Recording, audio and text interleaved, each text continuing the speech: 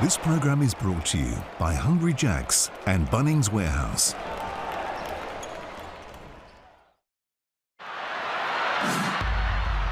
Oh, big time game on Sunday afternoon hoops. The Southeast Melbourne Phoenix finally snapped that 5-game losing skid when they went down to Launceston and got the job done over the Ants. And Perth, they enter in really good form. They've got a trio that is as good as any. Bryce Cotton and the Webster brothers, look out for those three. They can just put the ball in the hoop. Let's look at a same game multi for this one. I like Mitch Creek over 2.5 assists. He just makes things happen. He is a stud. Let's take Corey Webster to hit more than 2 triples as well. And the over total points over 181.5. Enjoy the game. Gamble responsibly. You know the score. Stay in control. Gamble responsibly.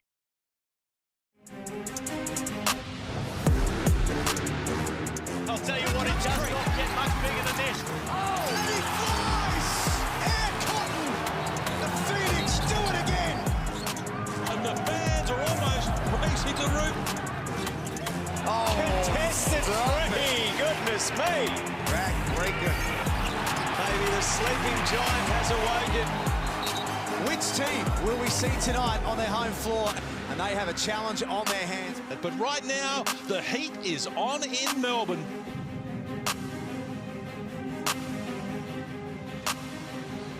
The State Basketball Centre is where we begin this massive Sunday in the Hungry Jacks NBL. The stage is set and the fans are piling in for this all-important clash between the Southeast Melbourne Phoenix and the Perth Wildcats.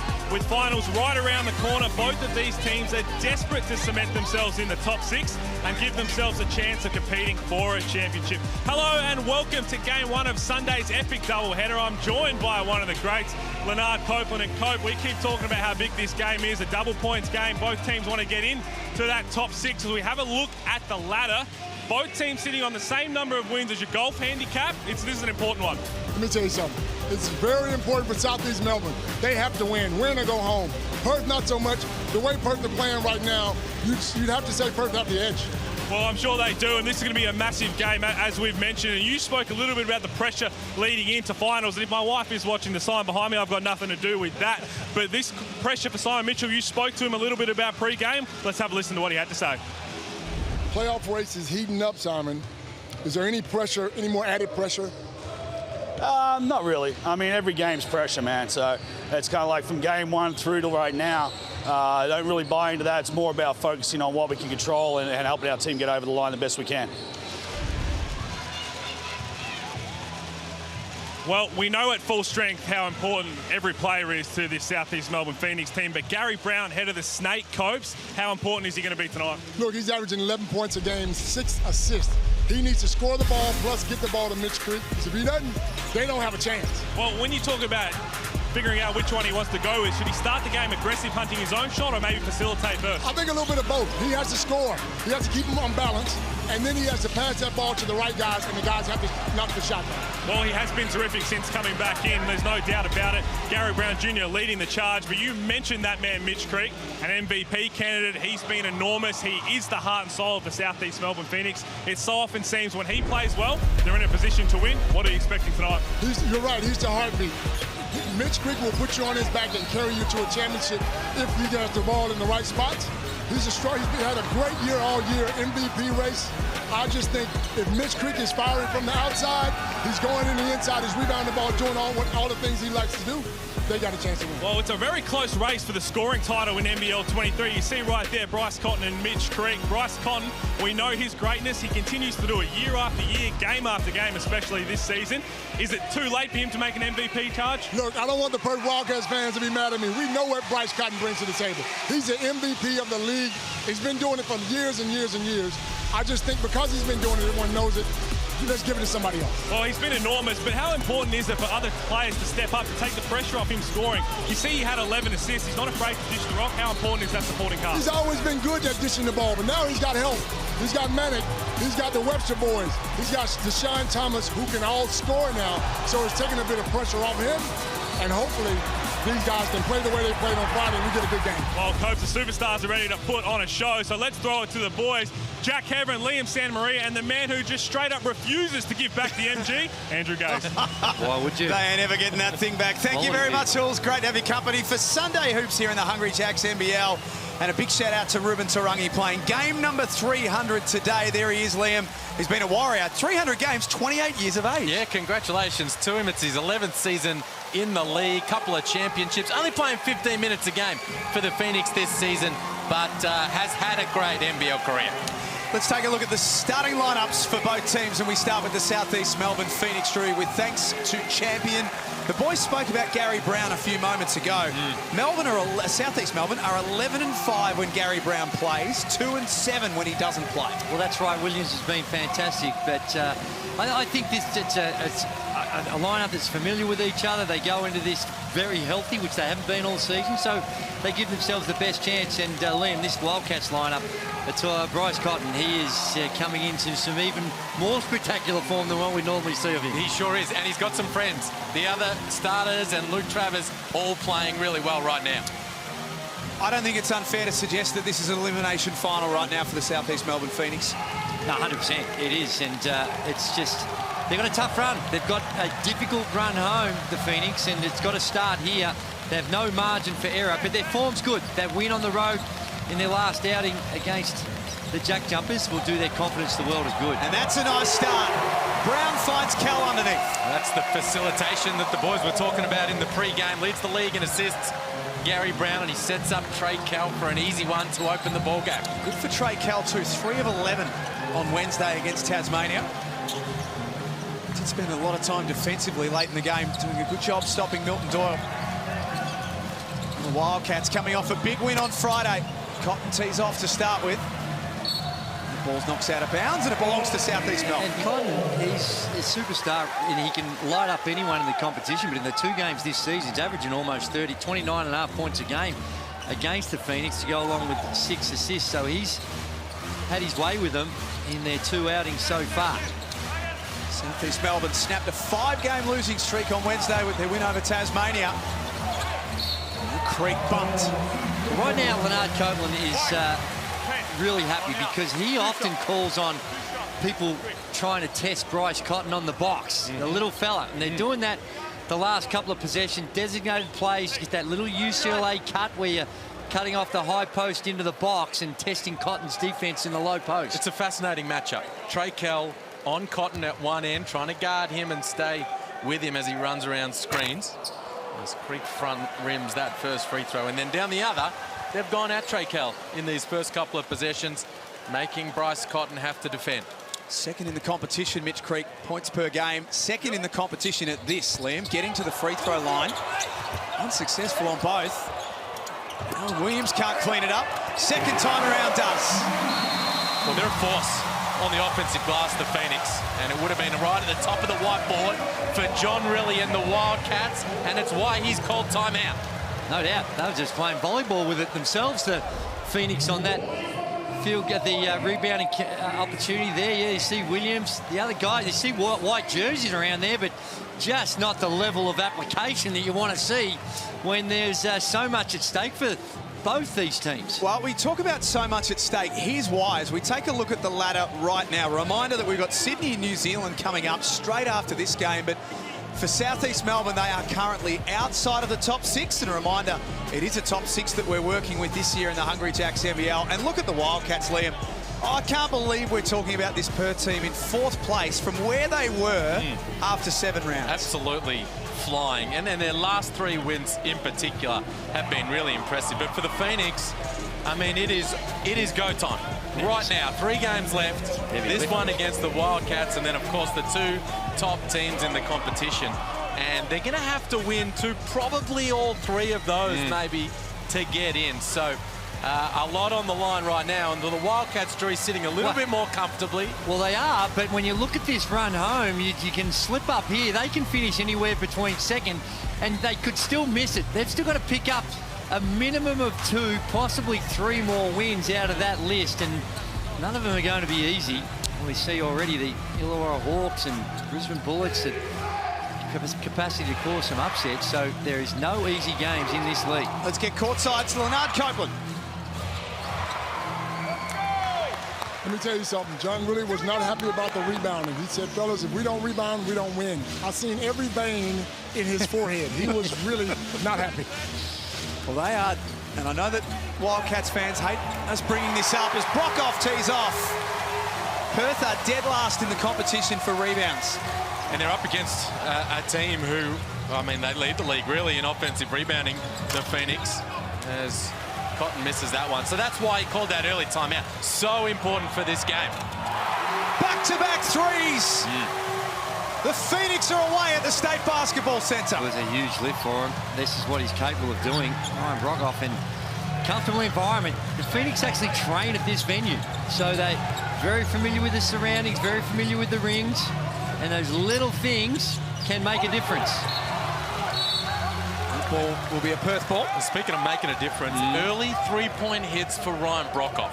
Hit 2 early ones in the game against Tassie the other day for the Phoenix, and it really set them up, got them rolling, and they've found him a couple of times here in these last few possessions. 36% free throw shooter, three-point shooter on the season, Ryan Brockhoff.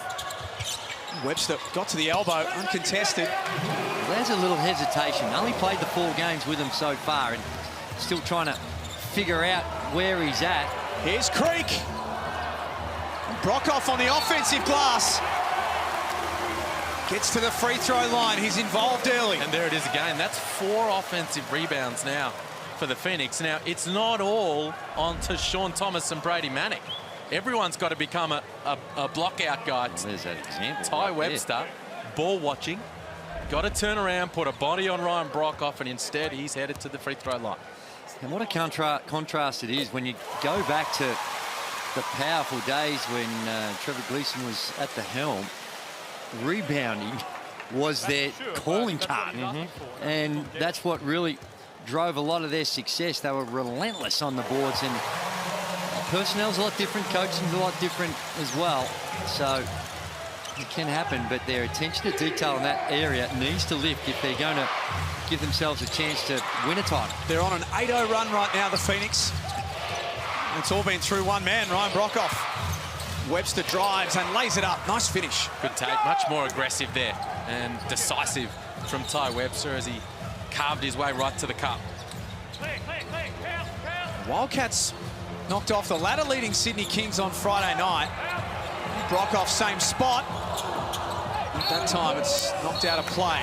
Had 111 points against the ladder leaders on Friday night. They shot it extremely well from the three-point line. And what was it, 16? 17. 17.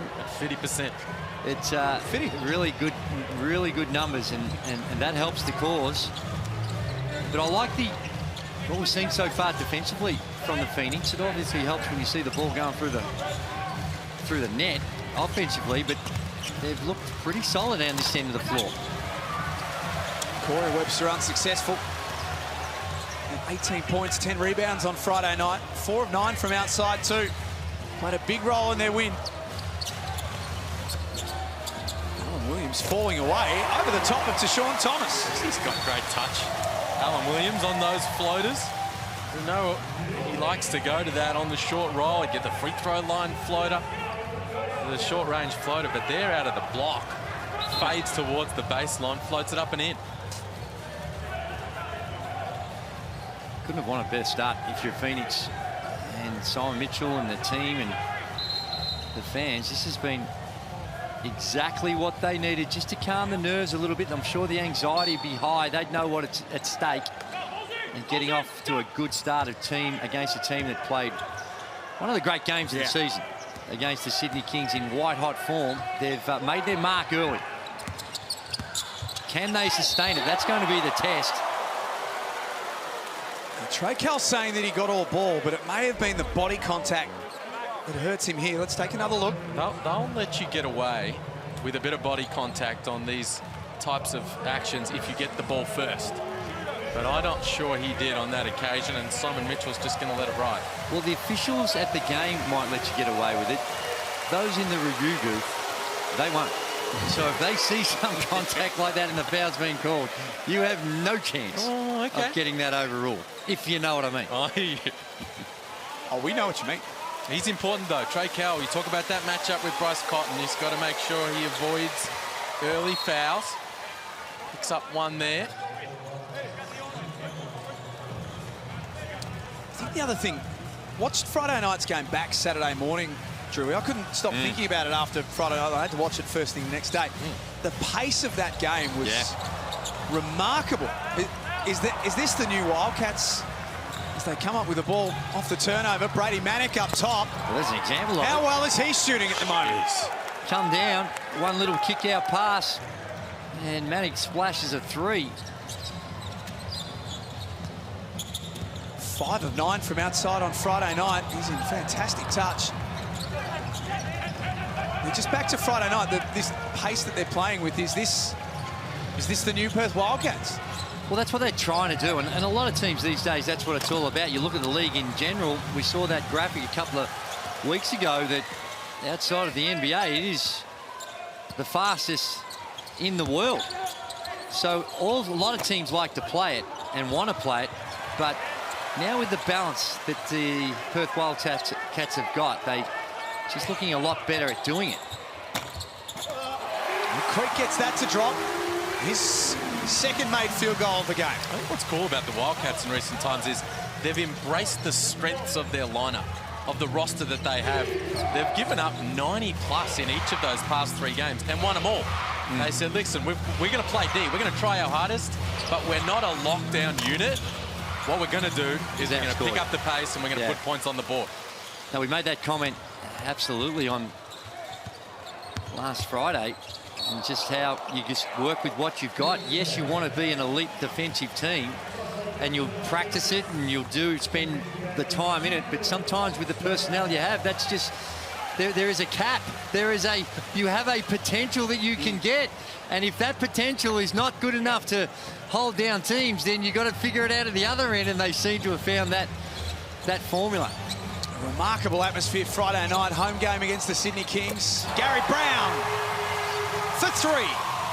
That's really a bonus on the way he shot the ball this season. I think he's got the capacity to do more, but only shooting it at 26% from the 3-point line. And that was a scout breakdown there from Junior Madut. So Trey Kell comes out, Madut comes in, goes straight to Bryce Cotton, and then slides under the screen. What is he thinking? And gives the best offensive weapon in the modern era of the NBL an easy look from mid-range. That's a beautiful description. Brockhoff got open. He was fantastic when they played in round 5, Ryan Brockhoff. He started well here again. He's the game's leading scorer with 8 points. Luke Travers assessing his options. Shot clock down to 8. Michael Harris into the game. It's off target. Loose ball. Travers comes up with it. Takes it to the rack and was sent back. Oh, wow. Mitch Creek got that one. Met him at the top floor, Creek. Travers took it strong, trying to finish over the top. And here it is on the Amy replay.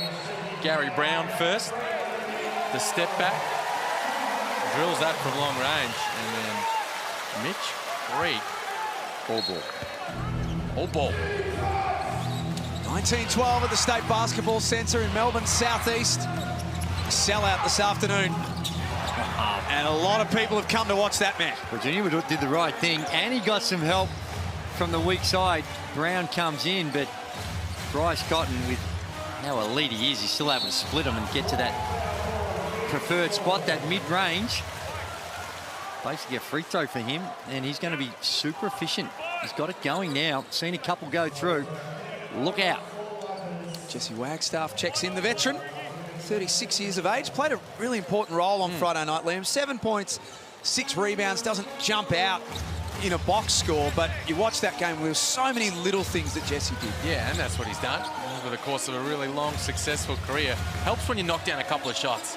So he comes in, does all those little things, but also a couple of 3 balls. And a really important 13 minutes on the floor. They're having a hard time stopping Alan Williams. Well, they're having a hard time getting the board. A defensive board, they've only got the 2. the entire game, and even after that timeout and some fairly direct feedback by John Rillie, they haven't been able to fix that problem. 11 rebounds to 3 in the game so far. Southeast Melbourne dominating in that statistic. Creek underneath. Strong finish through the contact from Mitch Creek. And you're right, Drewy. If they don't solve their issue on the defensive glass, the Wildcats, they'll lose this ball game. Phoenix 6 offensive boards already to Perth's 2 at the defensive end. To Sean Thomas. Trying to stop Alan Williams. Get involved at the offensive end. Shot clock beats them. Now that's just a complete breakdown. That's the sort of stuff you see at other levels. You shouldn't be not being aware, and they were completely unaware of the shot clock situation. And there's the strength by Creaky and giving him a little slap along the way just to fire himself up. Mentioned a sellout today at the State Basketball Centre. 3 games Southeast Melbourne have got here. Couldn't get a ticket to any of them. They sold out so quick. Basketball alive and well in the heartland. Creek from outside, that rattles out. They'll just need to hang on here. Last minute and a half of this opening quarter. It's been a blitz from the home team. Corey Webster takes it at Dane Pinot and scores. He's playing with great confidence. Corey Webster, his first career double-double the other night. And strong take to the rim right there. Dane Pinot's got to go up and shoot that. Didn't even look at the rim. Cotton, foul. In the motion of shooting 3. He's the master at that. It is, and he's, the way his legs come out, it is a hard guard, and we have a look.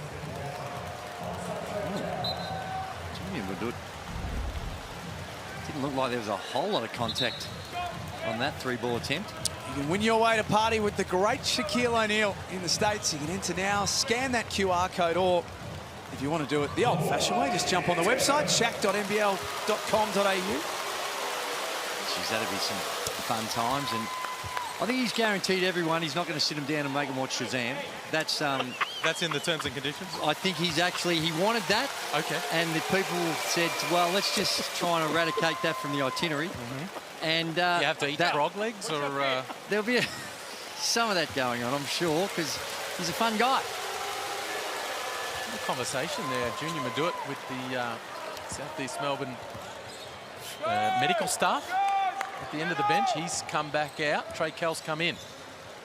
Captain Kyle Adnam also in to finish off the opening quarter. Here he is, born and bred, just around the corner at Kilsyth, where he played his junior basketball. That was pretty poor defense across the board there. Goes by. Then Brady Mannix there and just wasn't able to keep Mitch Creek in front. Just needed to slide his feet. And we saw this in one of the games earlier on. I think it was they had 37 free throw attempts. So they have the capacity to get to the rim. Last time that was, I think they did 37 free throw attempts against the Perth Wildcats. That shoulder issue there that Madut's dealing with, we spoke about him sliding under the screen on Bryce Cotton. The next possession down, he tried hard to fight over. He copped the knock in the shoulder, and he's not quite right. Cotton has 7 points. Leading scorer in the game is Brockhoff with 8. For the second play in a row, Bryce draws contact. See, that needs to be Trey Kell on Bryce Cotton. And it's because he's a little bit small. I mean, everybody fouls Bryce Cotton in that situation as he snatches it back and then jumps a little forward. But Trey Kell had Cotton a little under wraps in those first few minutes of the ball game. But since Madut and Adnam have had that matchup, he's been able to get himself going. Yeah, that's right. And when you've got a bigger guy and you just got him calmed. He might have missed his first couple of shots before he reeled off a few, and then you give him a different look. I know for a fact that when I was playing, the minute Darren Lucas was off me, there was, thank goodness, now I got to try and do whatever I can and get those minutes. Parky? Parky come on, and every now and again he'd have a spell. And the eyes would light up. Shout out to Parky. Trey Kell bombs away. Picks up his own long rebound. Here's Brockhoff. What a start he's made. 11 points, 3 bombs from outside. Right open on that one.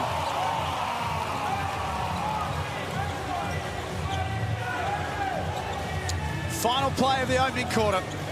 Shot clock switched off. It's been another offensively geared game between these two. And the master going to work, can't score that time. Pinot from halfway. Not that far off either. It's been a fun start. The South East Melbourne Phoenix leading 27-22 on Sunday Hoops.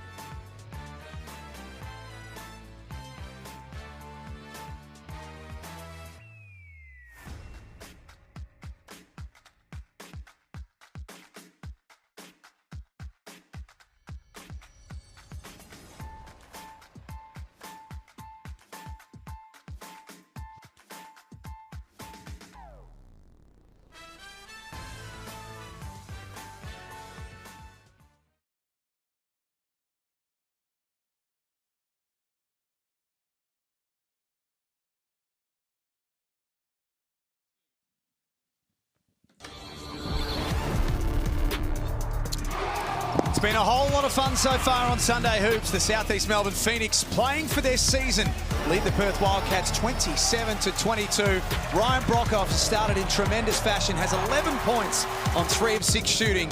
Not to be outdone, the master, Bryce Cotton, has gone to work early, has 10 points, and is Perth's leading scorer. Yeah, and they'll be happy, the Phoenix, with the 27 points, and they've done a lot of it, and really the difference in the game, I think, is what's happening on the O boards. 8 offensive rebounds to the Phoenix in that quarter, only 1, and it's a 15-5 rebound difference. Alan Williams blocks Webster.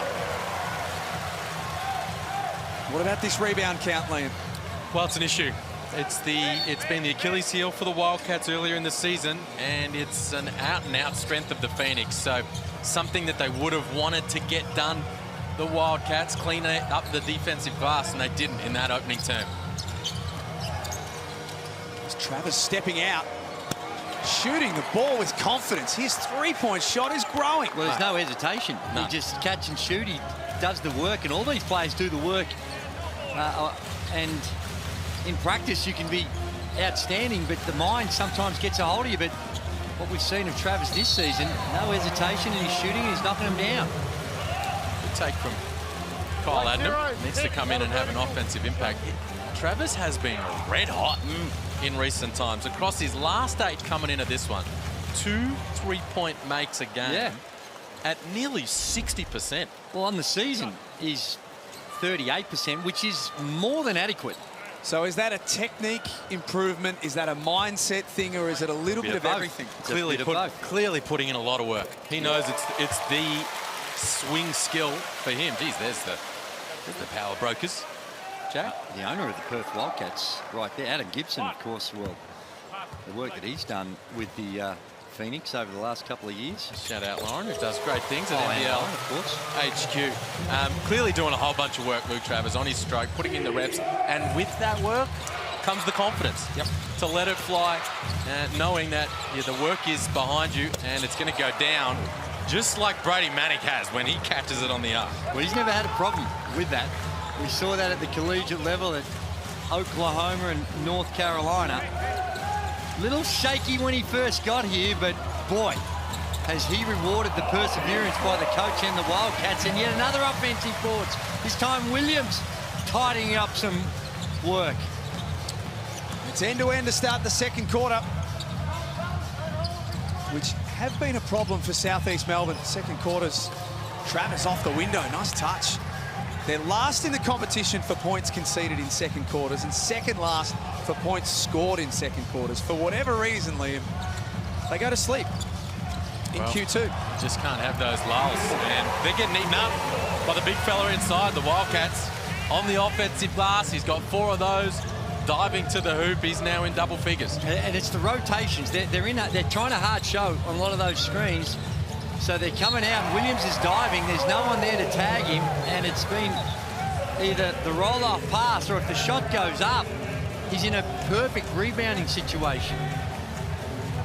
There you see it, he shows, and nothing coming from the weak side. Still to come this afternoon. Sydney take on New Zealand. The Breakers have lost 7 of their last 9. They're in danger of watching their season slip away. That's coming up next at Kudos Bank Arena.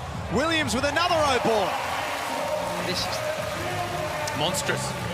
monstrous work inside. They just don't have an answer for him right now, and I like that decision from Mitch Creek because he's finding it pretty difficult from long range at the moment this game, and he's past 2, so he puts it on the deck and puts his head on the rim. Thomas travels. Alan Williams has got 12 points, is now the game's leading scorer, has 5 offensive rebounds of his own. Perth have had 1 for the game so far. Sean Thomas just trying to take him off the bounce. I don't mind the idea because Alan Williams has shown a propensity to can get into foul trouble. So sometimes your best defense is your offense. Is Thomas getting himself involved? No. The pass a little risky though. Chopped off by Brown. Long rebound fell straight to Trey Kell. He's short. Cotton dispossesses Williams.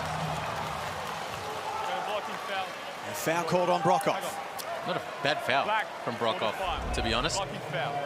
They're going to set some historic numbers on the offensive boards if it continues like this, but eventually it falls in Cotton's hands, and Brockhoff ends up doing what the Phoenix needed to do to stop the transition. Well, they've got 18 boards, 11 of them have come at the offensive end.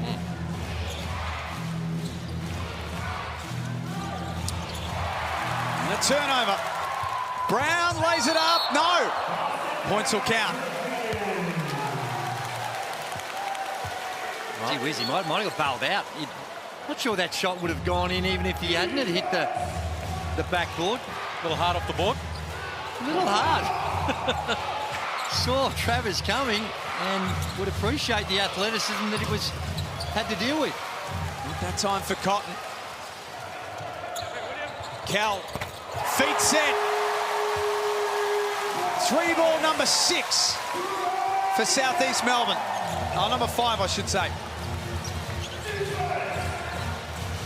It's now a game-high 10-point lead. Manick to try and change that. He's unsuccessful.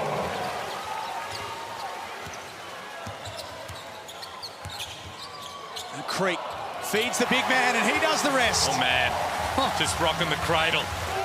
Says, get him out of here, too little. I am demolishing the Wildcats on the interior right now.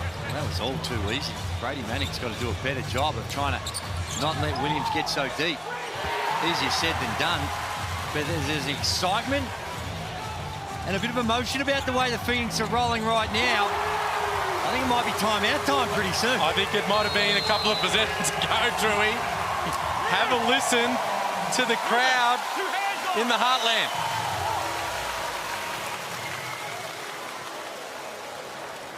$14-point lead for the Phoenix.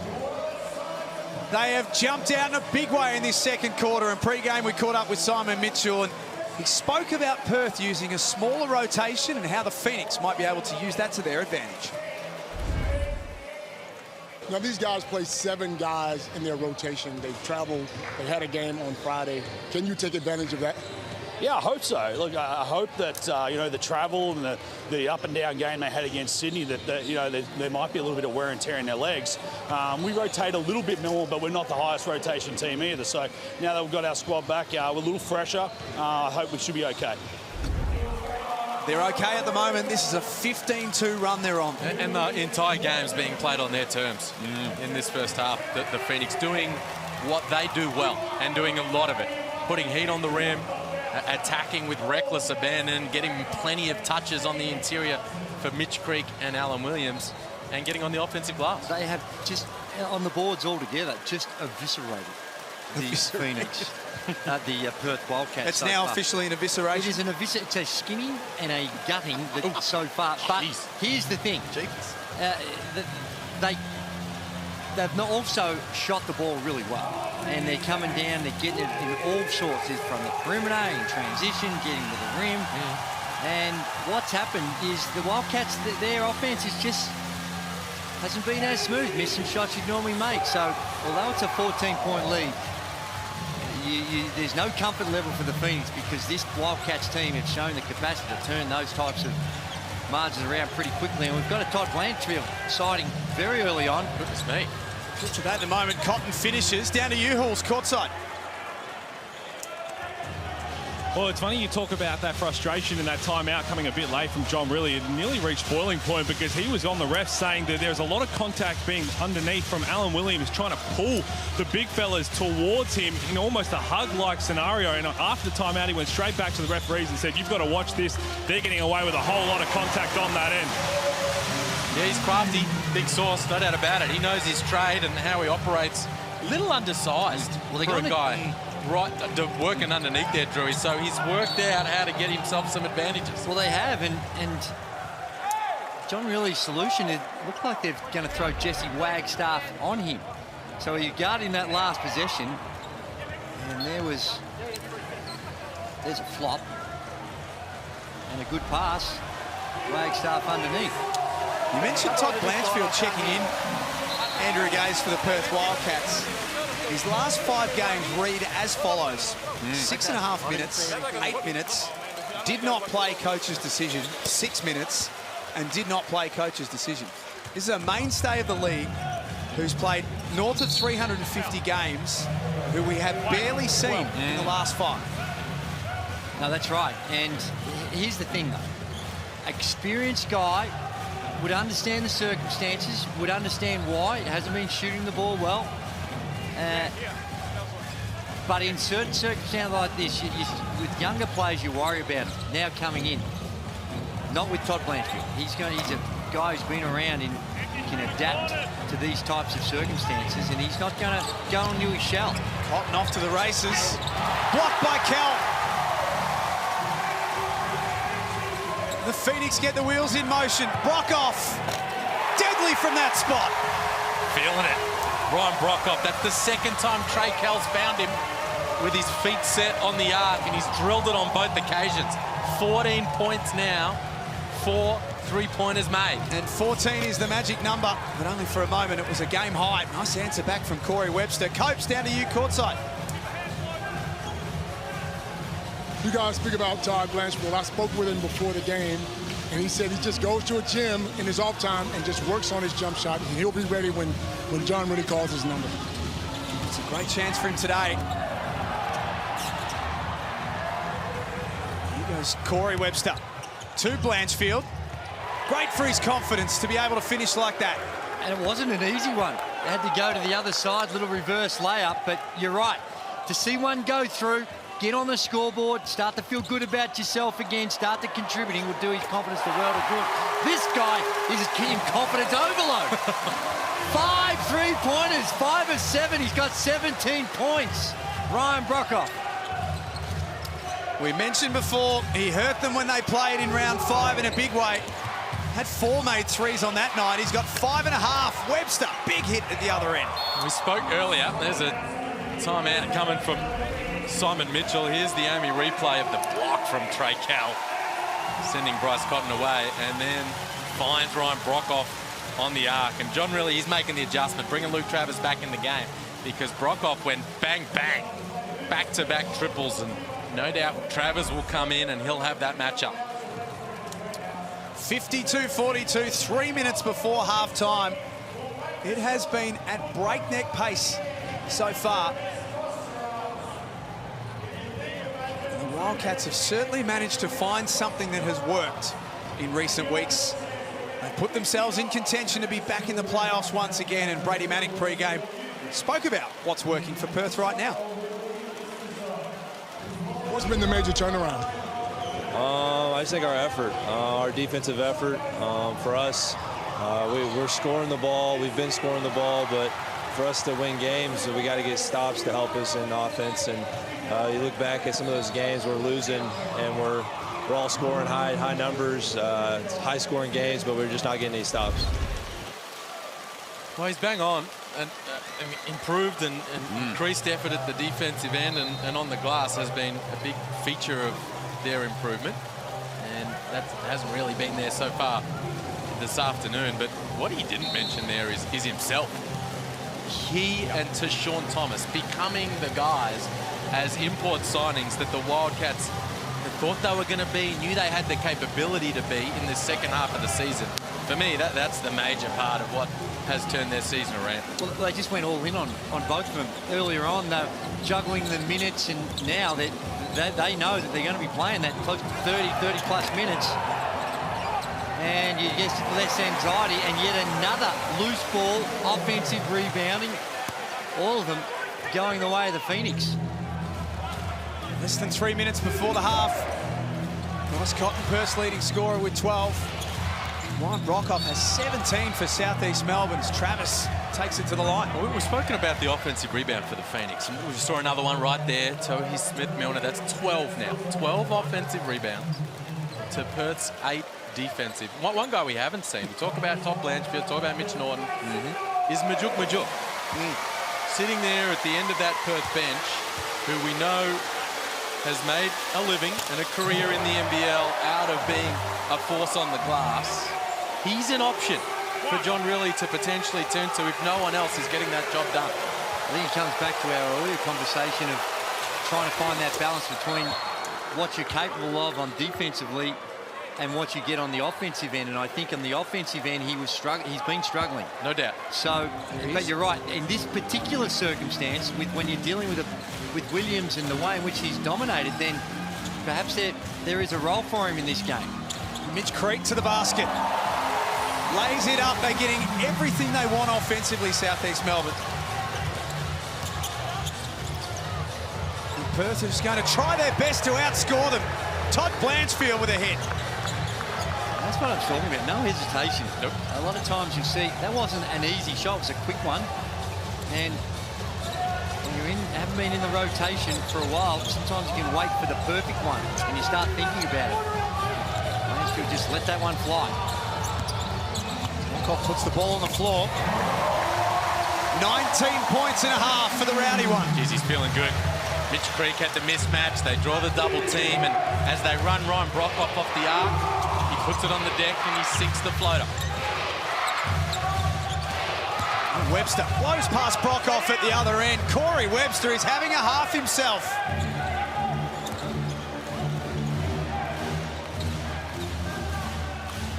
He cuts it back to 10 as he goes to 11 points on 4 of 6 shooting. The Wildcats need a couple of stops. And they have to find a way to stop Ryan Broekhoff.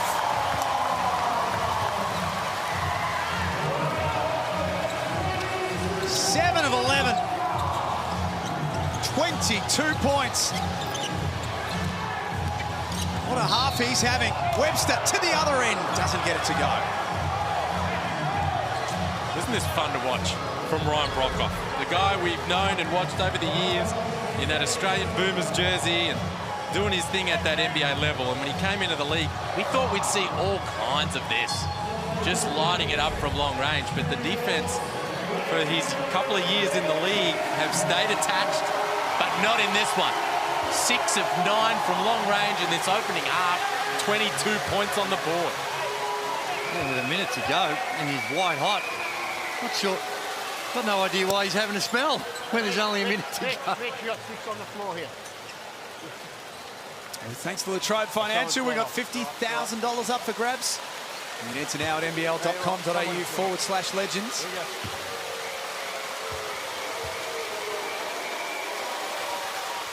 I'm sure you're going to tell me, Liam, as you hold off 2 fingers about the foul, but there's a minute No, I hear to you. go.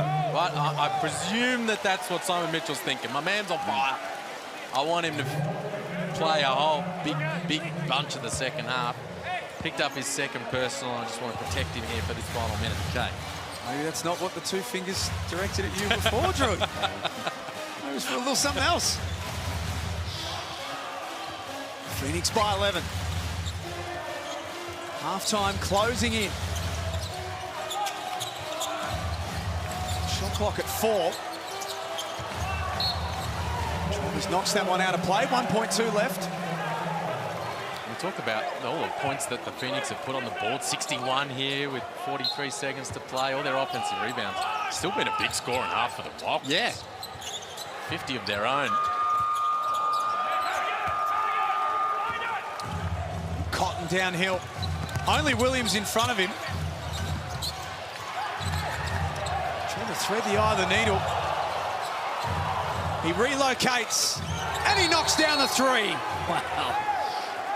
You're absolutely spot on. The eyes, when you're looking this, you're thinking this is a complete domination with the 61 points. But the Wildcats, as they have done for the vast majority of the season, no problems offensively. They still shoot at 53%. It's really just the rebounds, the thing that jumps out is an explanation for this margin, because they're all about the offense. They just don't stop scoring, Drewy. That's it. It's fun. It's great fun. If you missed Friday night's win by the Wildcats over Sydney, this was what it was like from the opening tip. That was one of the games of the season. A huge win for the Wildcats, who have made a massive resurgence in the second half of the season.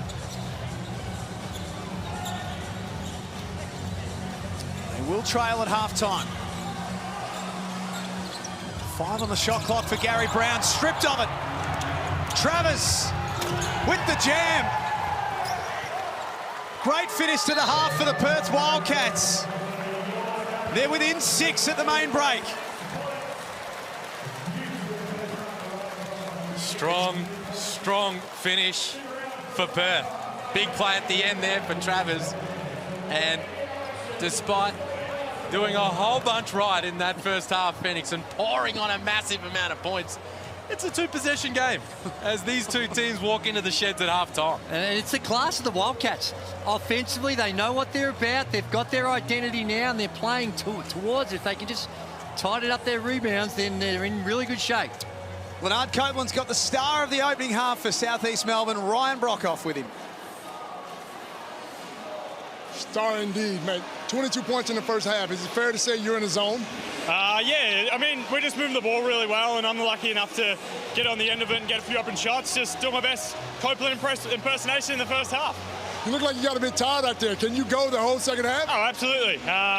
You know, when shots are dropping, you find a little bit extra energy. So, no, I'm all good to go. I just picked up the second there just before half-time, so just to be smart last couple of minutes. And finally, what do you guys need to do to get this win? Defense. They shoot the ball really well, and they have tonight. Just limit their 3-pointers, try and keep them off the rim as much as we can, and rebound. They've been really good at offensive rebounding, so just keep them off that. Fantastic. Thanks, mate. 61-55 at halftime, and as part of Heritage Round here in the Hungry Jacks NBL, we've been catching up with some of the great names and characters of the league, and I had the great pleasure of catching up with the voice of the NBL in the 90s, Steve Quartermain. Basketball absolutely peaked in the early 90s. I think a lot of it was on the coattails of the Michael Jordan era. It just took off. There was so many personalities in the game. The game was flying. It was a sellout at Rod Laver Arena every Friday or Saturday night. And yeah, it was peak basketball at the time, and it was just great memories. Well, obviously I love the Tigers Magic games, but anything involving Perth was big. They were formidable, always have been, always will be. They were a leviathan. So going over to Perth was a real experience. Adelaide was the same.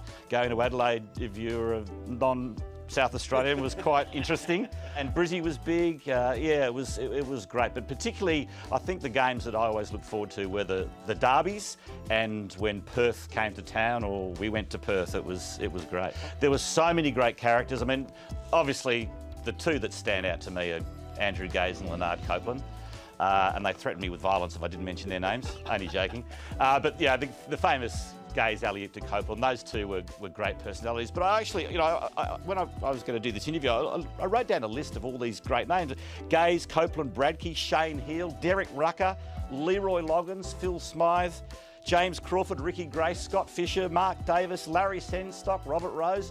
The list just went on and on. The NBL was so chock full of personalities and great talent, and I think that's what made it so good at the time. Basketball's a great sport. The administration now is fantastic. There's heaps of talent in the competition. The game's been covered in all vast radio, TV, digital. So I think the world again is their oyster. To me, that was one of the greatest sporting moments of my commentary career. It was amazing. The Tigers got the job done. The Perth Wildcats were not happy. But at the same time, they were very sportsmanlike in their defeat, and I remember them coming in the room. So, yeah, I'd say of all the memories of the NBL, it was definitely that Game 3 over in Perth when the Tigers, against the odds, beat the Wildcats. That was a terrific memory.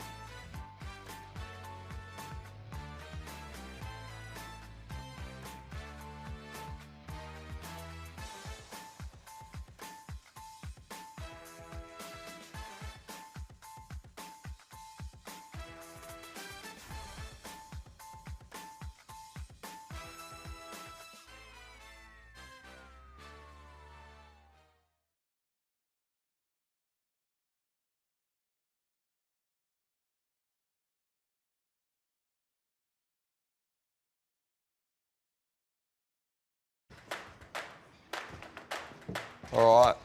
I'll have a sleep. I'll catch you all later. Welcome to NBL Weekenders, a series where your favourite hoopers will jump off the court and onto the tools with help of the team at Bunnings. Just pulling up at Bunnings. I think I need a new fire pit. Thank you. Probably 4 of these, perfectly around. This is me. We'll get this one in the car. You've made this trip so much easier because I had no idea. All right, 4 chairs done. Fire pit will just go perfectly in the middle here. Everything's matched up and hopefully it all finishes the way it started.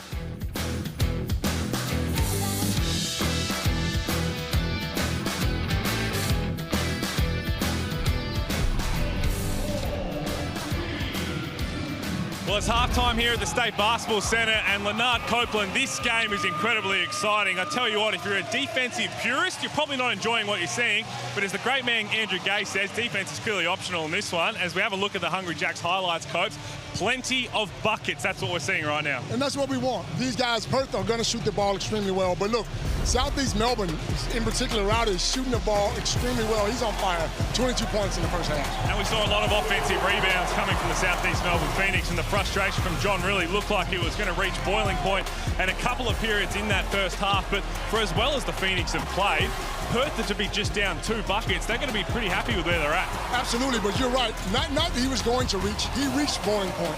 He was very disgusted by the way they didn't box out. But again, just imagine if they had boxed out, they'd probably be up by now. But look, it's going to be a tight game. Both teams are fighting for the playoffs, so they're going to go hard. Well, if you've given up 61 points in a half, you're normally going to be in trouble to try and win that game. But Perth, I mean, they've scored 55 points themselves, and you look at the shooting numbers, it is an offensive onslaught out here, and that's exactly right. That's what we want to see. That's the fun part of basketball. But the man you chatted with at halftime, Liam said it best. This is the Ryan Brockhoff that we thought we were going to get, who came back from the States, who's been a massive part of the Boomers program, and he looks exceptional right now. Look, he's a pro. We know he can shoot the ball. He's been injured, but he does a lot of other things like rebound the ball. He plays great defense. But tonight, this is his show. 22 points, he's letting it fly, and there's nothing they can do about it. He's in his zone. We've seen a couple of periods when he does feel good this season, and they seem to go away from him. How important is it they keep going to him early and often to start the Let me third? tell you something. If you're smart, you get him the ball straight away. I don't care if he missed the first or second shot. You got to test and see how hot he can get, and he will look 6 for 9 from the three-point line. Get him a shot straight away. Well, if you're Ryan Brockhoff right now, how many passes are you going to do? If I'm Brian Brockhoff, what am I doing? Yeah. I'm begging for that ball straight away. No passes coming. And speaking of that, it is Dunkuary, all thanks to Sportsbet. We have $72,000 raised for every single dunk. Copes would have given a lot back in the day. I would have given a moth out of a wallet. But we love Dunkuary. It's a fantastic part of January. Dunkuary is back and bigger than ever, but it wasn't always this way. In fact, it wasn't anything special. Fortunately, dunking has improved over the years. The Phoenix forced a turnover at halfway. Quick, took a play. So Sportsbet and the NBL are once again teaming up for Dunkuary, and that means every dunk in January, Sportsbet will give $500 to Australian prostate cancer. See, mate, dunking's not that hard. Dunk responsibly.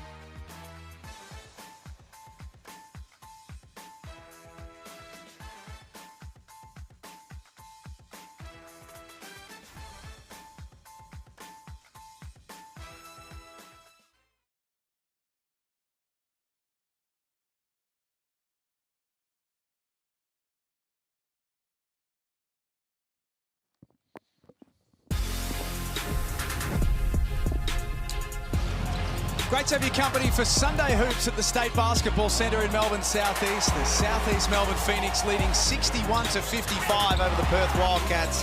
It has been a flat-out Sunday shootout so far. It's been fun, and Ryan Brokoff has been fantastic with his 22 points at 7 of 11 from the field, 6 of 9 from the three-point line. But Lee and I were talking just off during that break, and at this pace, the way it's gone, you say, who would you rather be right now? This is more in tune to what the Perth Wildcats do, and after a dominant first half, they really didn't get reward for their effort, the Phoenix, and the Perth Wildcats are good enough to stay in touch. So you think it suits them more, Liam, if they play up and down for the rest of the game? Well, I just think a high-scoring affair like this, where you let the Wildcats carve you up, like Bryce Cotton just did then, and they're in their comfort zone. You know, and then really, if you're going to bank on one of these teams continuing to knock down shots, you're going to bank on Cotton and Co. So I think if you were Simon Mitchell in that halftime break, you'd have been really pleased at the shooting from Ryan Brokoff and the work on the offensive glass, but there would have been a lot defensively that would have given you cause for concern. And then there would be a disappointment that they had an opportunity. What would they get, 12, 14 points up, and weren't able to consolidate that. And it was just the complete dominance on the boards that gave them that advantage. Trey Kell off target. Brokoff with the offensive rebound. That's number 14. 14 offensive rebounds to 1. That's a stat that speaks for itself. And Brokoff has 24 points. It's fun to watch a guy playing with great confidence. You know, we talk about the three-point shooting, but now he's getting on the offensive glass. He's putting it on the deck, making plays towards the rim. He's having an afternoon, Ryan Brokoff. Early stages in the third quarter, still to come. Sydney and New Zealand from Kudos Bank Arena. It's a Sean Thomas. There's that one waved away. And this is one guy, Drew. It's a Sean Thomas who really didn't get into the game in that first half at all. 0 points, 2 rebounds, 3 turnovers. No, and he was taken out of the game. They did a good job. He only had the 2 field goal attempts and was having all sorts of problems on the defensive end. Cotton short. Super athleticism. Went and got his own rebound. Gives the Wildcats another look at things. Webster from outside. Got it! Shooting the heck out of the ball. Corey Webster. He's got 16 now. That's his second made triple of the game. 2-point game. The Phoenix led by as much as 14 in the second quarter. Perth have just continued to back themselves offensively and have a chance to tie it up or take the lead this trip down the floor.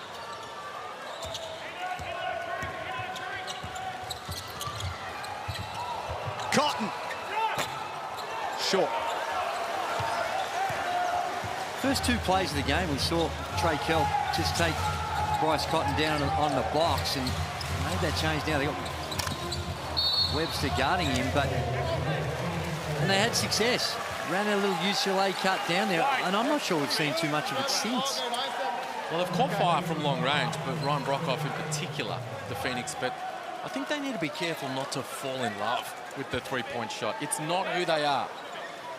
And they've got to continue to pound the ball into Alan Williams inside, Mitch Creek getting his knuckles on the backboard, and everybody getting to the free throw line. They are ranked second last in the league, Liam. Three-point shooting at 32%. And last in the league, no doubt, in three-point attempts. Yes. It's just not what they're made of. That right there is much more in their comfort zone. Push their lead back out to 4. Southeast Melbourne playing for their season right now. 13 wins and 12 losses. 3 games to come. 2 games to come, I should say, after this, and no games in the final round of the season. So they'll have to sit back and watch if they can get that far. To Sean Thomas with his first points. Webster, I should say. Their big guard. Just going up and over the top there of Gary Brown.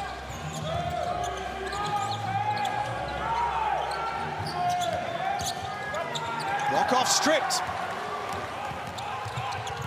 Webster took it away from him. Cotton.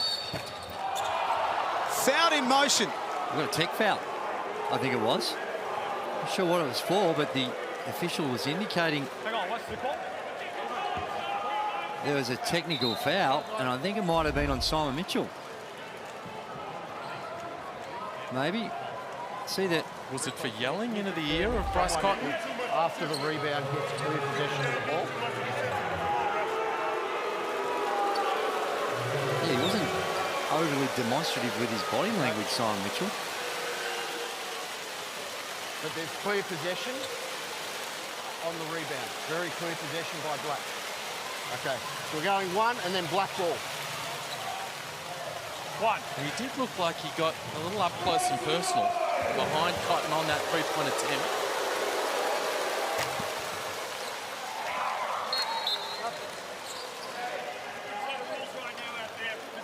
Different set of rules. Gotcha. Everything blown. Everything for them. Brockhoff comes out. The tech foul was on Brockhoff. All right, Just, I'll take that just back. seeking some further clarification, but yeah, the tech foul, we believe at this stage, is called on Ryan Brockhoff. All right. It's his third personal foul, so he comes out of the game.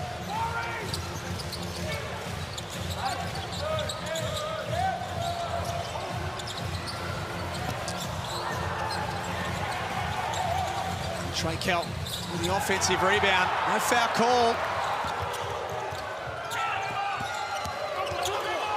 Cotton inside. Can't lay it up with the left hand. Phoenix cling to a 1-point lead. Early stages in the third quarter. Nice move, Gary Brown.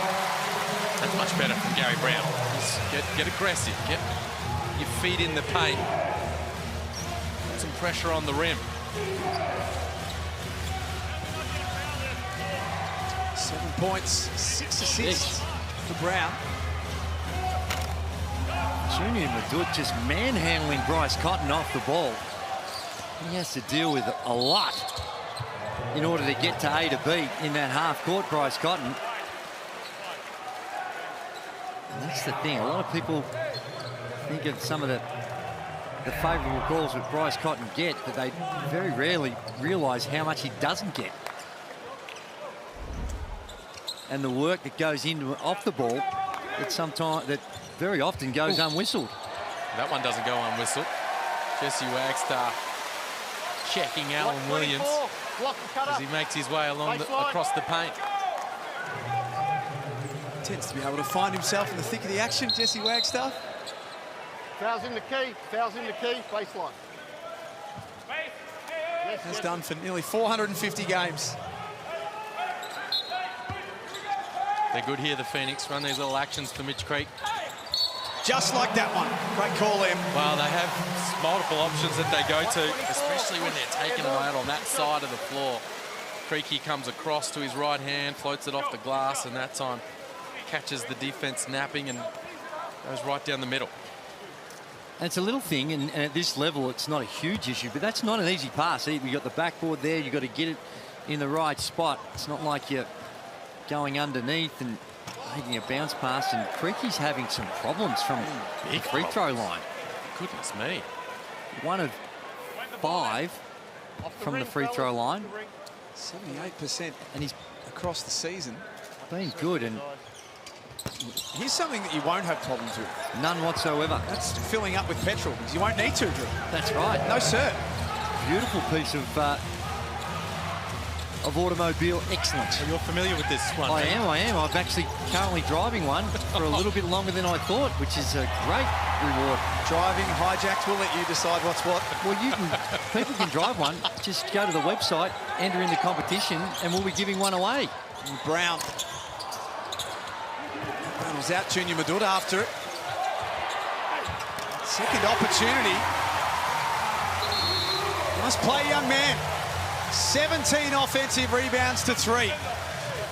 Nice little drop-off pass from Alan Williams, but you see the hustle and the give and go from Williams. But that's a tough finish. Over the outstretched hand of Luke Travers as he comes across to send it away.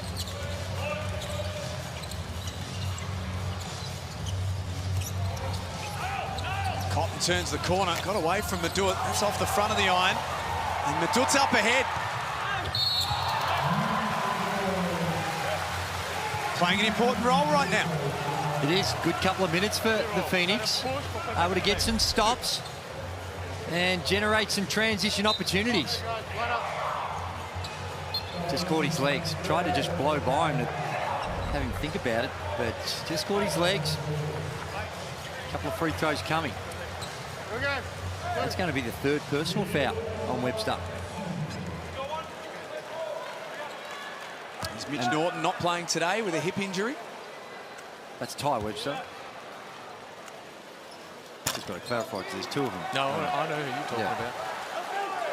You're in half court. Press break, press break.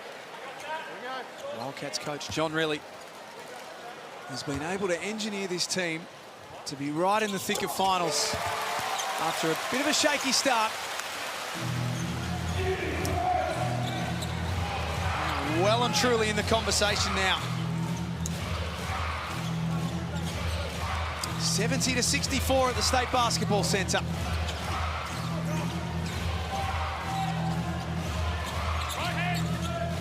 So Sean Thomas with his back to the basket.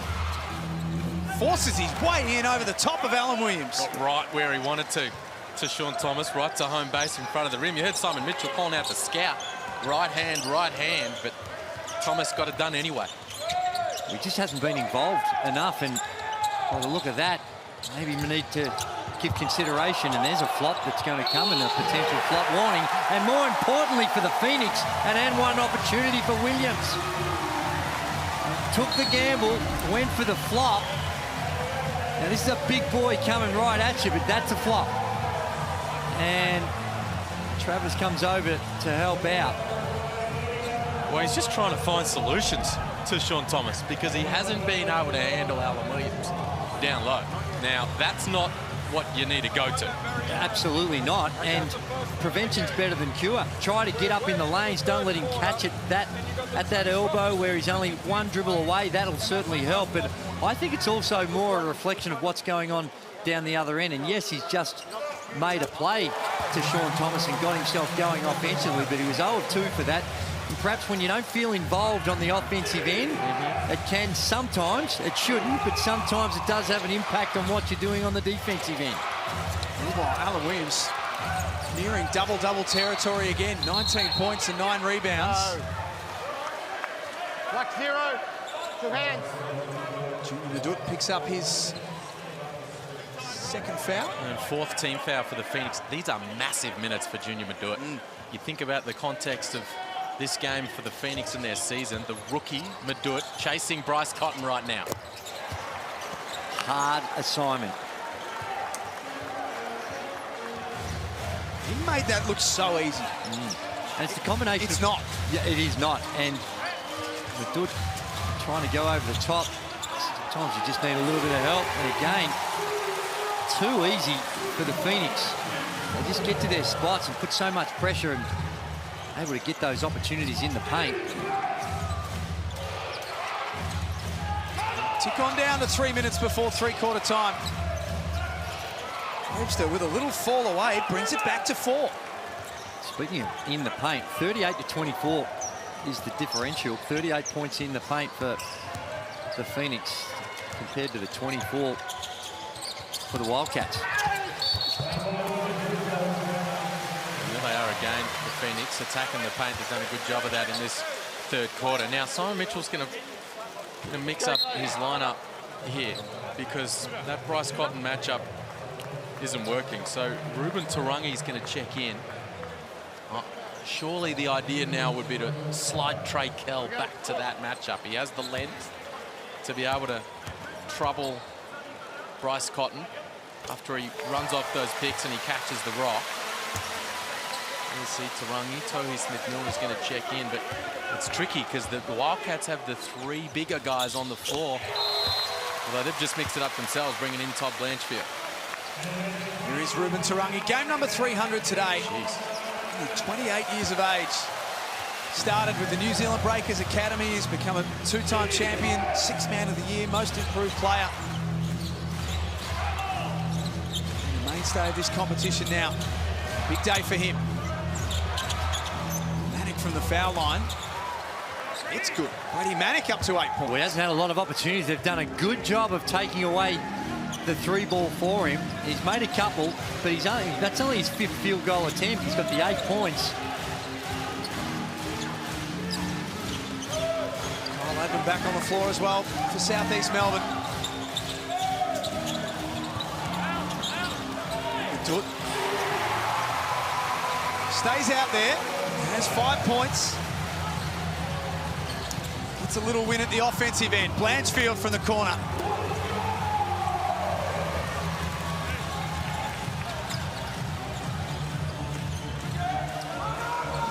Creek wanting to isolate on Webster.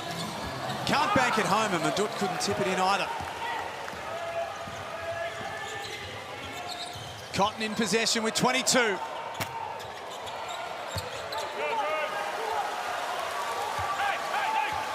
The Wildcats are really loading up on the weak side, but there just hasn't been the ball pressure, the ability to Phoenix to get and identify what's going on the skip pass or those little drop-off passes have been working really well for them.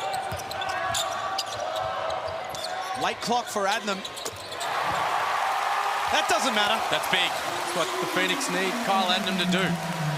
And the Wildcats are going to pick on him a little at the defensive end, but he's out there to give you an offensive contribution. Travers left open and hurts them. You can't ignore him. No, sir. We saw last season, we saw some extraordinary measures by the defense to invite him to shoot. And there was that hesitation. He's fixed that problem. You need to close out. 2 of 2 from outside today. There's 11 points. Torney Smith-Milner wants to try his luck. It's well short. The Perth foot. Yep. Here's the hit from Kyle Adnam. Gets the switch. The shot clock winding down. Big hit for the Phoenix. And the numbers for Luke Travers, we referenced them before, but he's now 17 from 28. 17 from 28 from 3 over his last 9 games. This one included. Red hot from long range right now. Just joined us before the game today at South East Melbourne Phoenix. Paying tribute to the sad loss of Mark Leader, a 2-time NBL champion, 327 games.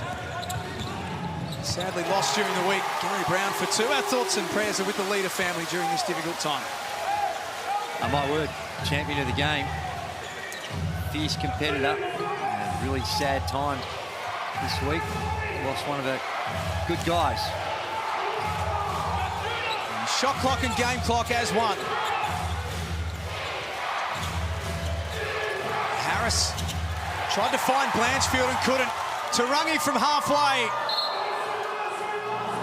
It's the Phoenix who have their noses in front with a quarter to play on Sunday Hoops. 83-76 from the State Basketball Centre.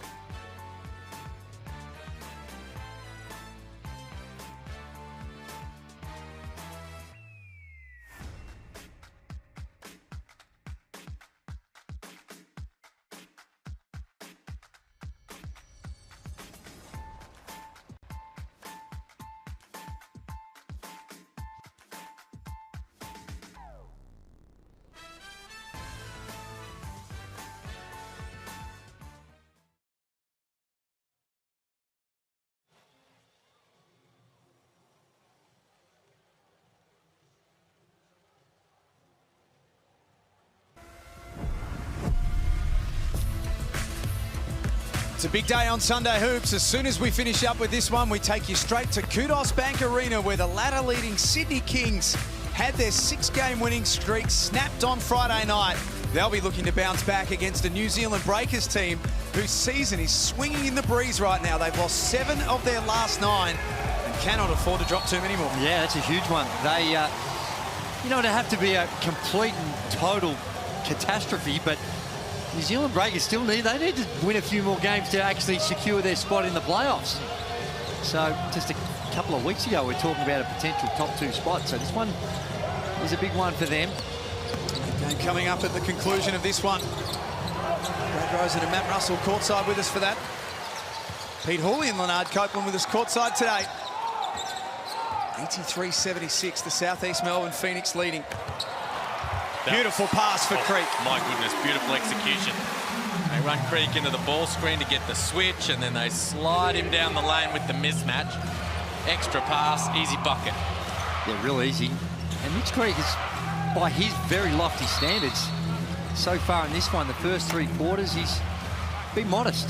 6 of 13, he's got the 13 points, only got the 4 rebounds, and you wouldn't have thought it had those types of numbers that to start the 4th quarter, there'd be a 9-point lead. What he has is a really important job at the other end of the floor.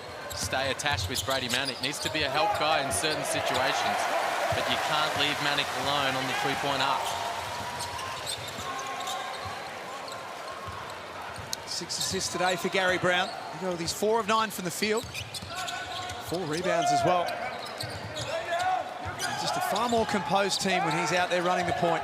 And the numbers back that up too. Creek's foul. So they're having some success with that right now, the Phoenix, because the Wildcats are switching those actions. So they're throwing Creek into the ball screen early in the offense, getting the big switched on to Gary Brown, and then he's going to work down low against whoever chooses to switch onto it. Well, that was on Ty Webster, and that's going to be his 4th. But at this stage, John really decides to stay with him. Off the lob. The inbound play once again for Mitch Creek. That's poor. That's really poor by the Perth Wildcats. Yeah, they've got to deal with some action, but to allow virtually an uncontested layup in the underneath out of bounds is certainly not what John really would have been drawing up in the scout. Manick swings cross court. Travers catch and shoot.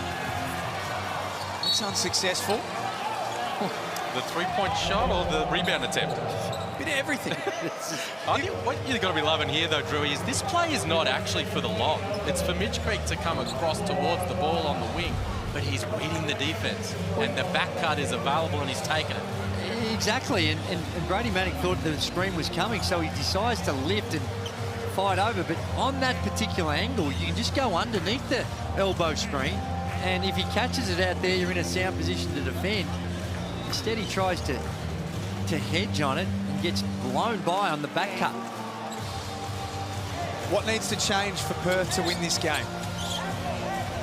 Well, they need stops. Clearly, when you're trailing it by, what is it now, by 11, you've got some issues on the defensive end.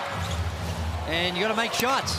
And that's a good way to start when you've got the little superstar on your side coming off those stagger screen. That is tough to defend.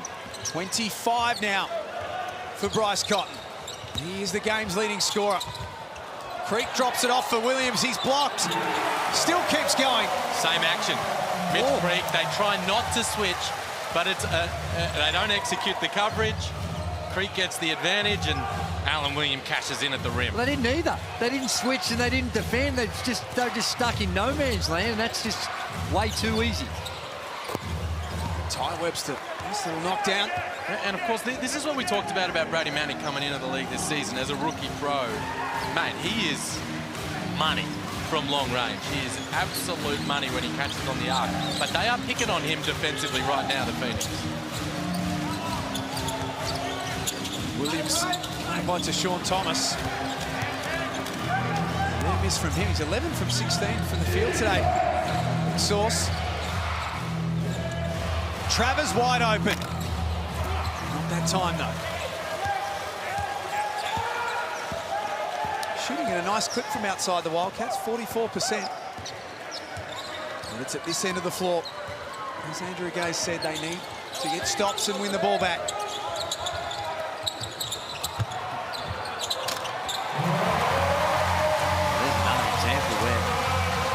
Review session of the defense of the Perth Wildcats is, I'll be very surprised if that play's not on there to say we need to do better than this. It's been a long session, Drewy.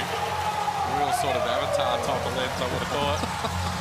Absolutely. Titanic, sit down and get comfortable. That's after intermission. We're whacking my Titanic and we've still got a bit of work to do. 6 minutes remaining. Southeast Melbourne in an elimination final. And it's felt that way from the start. Alan Williams doing whatever he likes. That's 25 to go with 11 points and 6 assists. Big Sauce is having a day. What a line. 25, 13 and 6. Pouring it on. 93 to 81.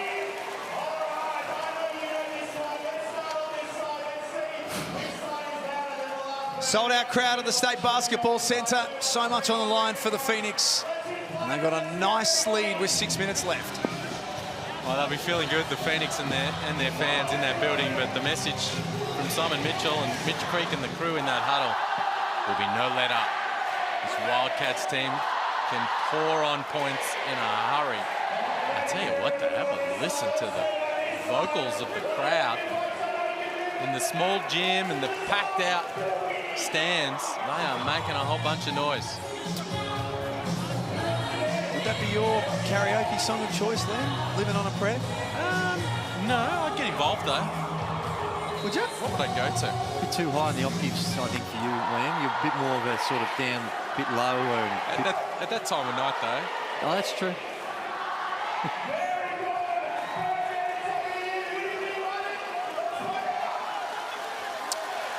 93 to 81 at the State Basketball Centre on Sunday Hoops, and here is the Amy replay that tells a great story for Southeast Melbourne. Not so great at the defensive end though for Perth. No, it wasn't. You could see there a lot of no man. You had 3 guys running to the ball, and the little dump off pass became very basic stuff for the Phoenix, and the constant switching and very little ball pressure is causing the Wildcats some problems. Will Travis, beautiful piece of individual play. And again, we've been mentioning the entire game, but the rebounding count is something extraordinary. 17 in total, but 39. Wow. Is the difference. Travis kept it in, but to the advantage of the Phoenix. Trey Kell brings the State Basketball Centre alive. Yeah, noisy in there, the Phoenix fans, and I tell you, fatigue really starting to set in now for the Wildcats. We've spoken about their short rotation. You add in the tricky schedule, playing in Perth the other night and then having to play this afternoon game here in Melbourne, and there are a couple of guys out there that are running on fumes. And you can see it right now, just the defense is attending. There's really no ball pressure there. They try and run a trap. They pass out it easily, and they get a pretty good shot in the corner from Trey Kell, who just made one the previous possession. Some fresh legs by Todd Blanchfield. That is great to see. And one play.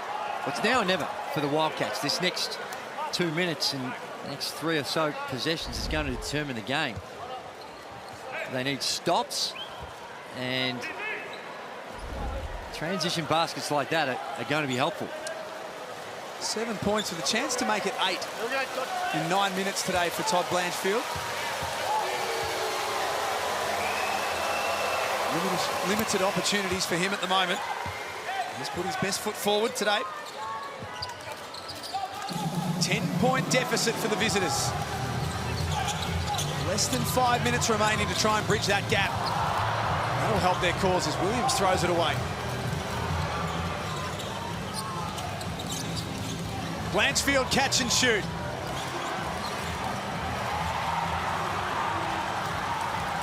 Kell takes care of it for the Phoenix.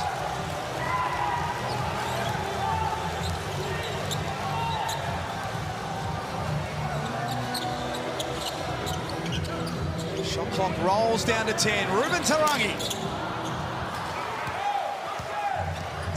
to go either. They're 9 of 26 from outside today, Southeast Melbourne.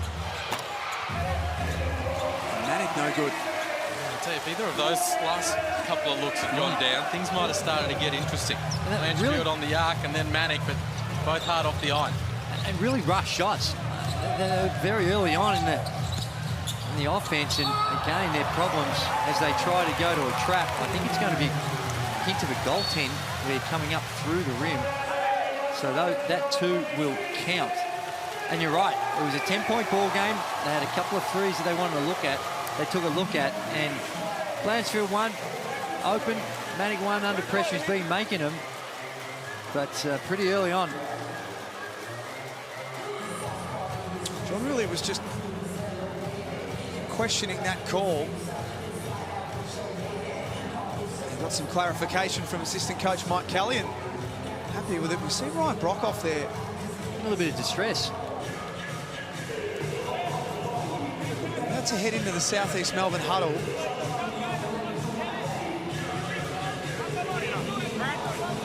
Injured. We'll get back to that in a second. Jeez.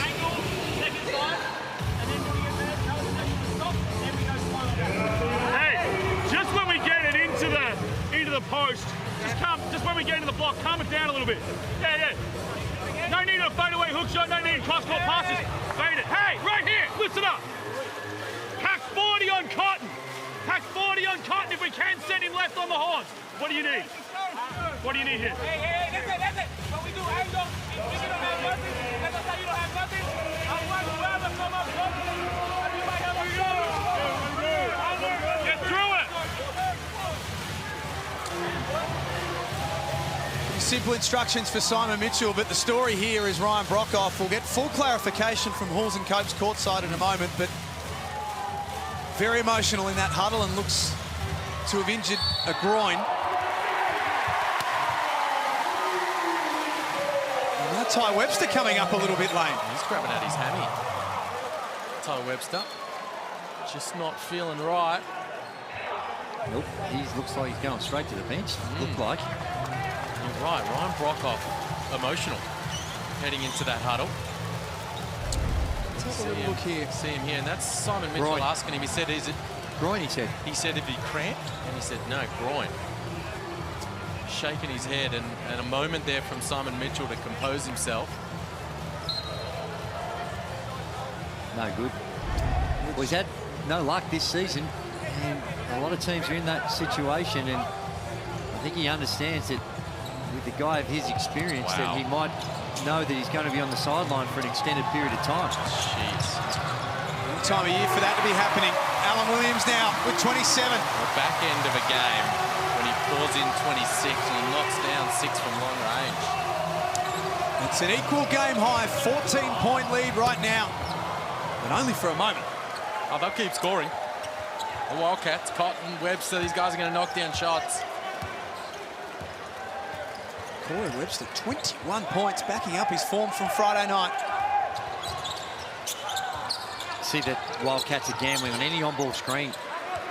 They're not switching anymore. They're just in full red mode where they're going to try and double team. And Mitch Creek, who we spoke about, just perhaps not at his best. And last few possessions, he's up to 18 points now.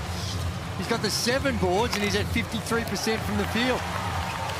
5 times in there as well. Yeah. Drew, I like the way he just hasn't forced things tonight, Mitch Creek. Ryan Brockhoff was going early and Alan Williams was dominating inside, and he's just played the perfect role for his team. Looking himself on the line here. Well, it has been an issue for him today. 1 of 6 from the free throw line. That's been maybe the blemish. I'd say perfect. That's not quite the sort of clip you want to be connecting at. No, and he's been good. At the start of his career, he had some issues, bit of an adventure going to the free throw line for Creaky, but this season we saw him actually in Perth hit 2 massive free throws when they had that 1-point win. Yep. 1 or 2? Round 5. So he has gotten a lot better. And there you see the relief on Creaky. You can whopper your way to LA. Enter now. HungryJacks.com.au/Whopper LA. What a cracking contest that is. Down the other end, we talk about Ryan Brockoff, but Ty Webster grabbing his hamstring. Wildcats still got plenty to do. Yeah, they're not there yet. They're almost there. 13 wins. We feel like 15 or 16 is what you're going to need to make the playoffs. 16, I think, will get you there. 15 will give you a chance, but you know certainly. Ruben Tarangi scores in game number 300. This is as poor as they've been that I've seen them in quite some time on the defensive end. And if it's not their defense letting them down, it's their ability to box out and secure the defensive glass. Gary Brown putting on all the tricks. Creek into the lane, no good. The question, I guess, Liam, is we know they can score, Perth. Is this sustainable in playoffs basketball? Well, I think the schedule's got to them a little bit today. Yeah. They haven't been at their best, but the combination of the really quick turnaround, the travel from Western Australia, and the short rotation, I think when you throw all of that together, and their defense and their rebounding hasn't been where it needs to be. Now, maybe not on the boards. That's just something that's been an issue for them all season. And the Phoenix can really rip you apart if you're not competing at a high level on the glass. Let's get to Pete Hooley courtside. Well, guys, you saw the Ryan Brockoff injury, and we saw Ty Webster limp off as well. And I always got the 5 fouls, but the word from the Perth Wildcats camp is they can't say too much more besides the 5 fouls, but obviously he was grabbing at that hamstring, so let's hope it's nothing too serious, because we know their rotation is very short and they've got some important games coming up. Nicely done, Hoops. 2 more for Brown. It's a 20-point game.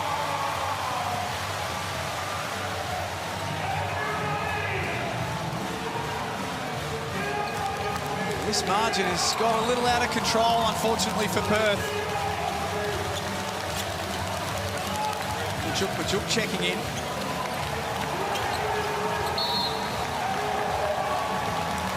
Harris whistled for the foul. It's party time now for the Phoenix. Every game from here on in an elimination final, and they've ticked the first box. And it's been a huge week for them. A road win in a hostile environment in Tasmania, come back in this packed crowd here, but it's not their usual home venue. Well, they train here, but as far as their regular season games, they come in here and put on a really good display against a white-hot Perth Wildcats team. And they've got a tough run. They've still got the top 2 teams remaining on their schedule. Then they sit back and wait. This win, though, gives them every chance. I still think their fate's very much in their hands. If they can win these next 2, then I think that they might get there. Late clock for Brown. It's had such a big impact this afternoon. 14 points, 8 assists, 5 rebounds. It's been massive. Been one of a whole bunch of guys have contributed at a high level for the Phoenix. And this is going to be a big win. Huge win, keeps their season alive in many respects. The Brockoff injury gives us plenty to talk about and think about, but the win was the most important thing for the Phoenix. And Anzac Rossetto with a bucket to finish off. They cannot afford a slip-up now, Southeast Melbourne. And they win big style today, 112-91. Yeah, massive. I think that they executed really well. They dealt with a significant run, a couple of significant runs by the Perth Wildcats. They held their nerve. And Simon Mitchell, like he mentioned in the pre-game, their rotations were pretty minimal as well. A few guys playing some heavy minutes. And they got a much-needed win on their home court. All of their stars shine bright today. Alan Williams with 27 points. And with that, 14 rebounds, 6 assists. Ryan Brockoff, you can see they're very uncomfortable with a groin injury. That's the unfortunate side of today, because he had 26 points, 6 made threes, and in particular, Liam, when that game was up for grabs in the first half, it was him who set the tone. He set up the win. He set up the win. 22 first half points, a whole bunch of 6 3-point hits in that opening half. We mentioned that the early 3-point hits he had in Tassie. He has been so important to these last 2 wins, and now he's limping off the floor. Well, him, along with Alan Williams, with the 27 points and what was it, 14 boards, I think it was. That is a hell of a performance by him. He really bullied him. Bully ball. Ruben Tarangi waving to the crowd. 300 games, a great milestone for him.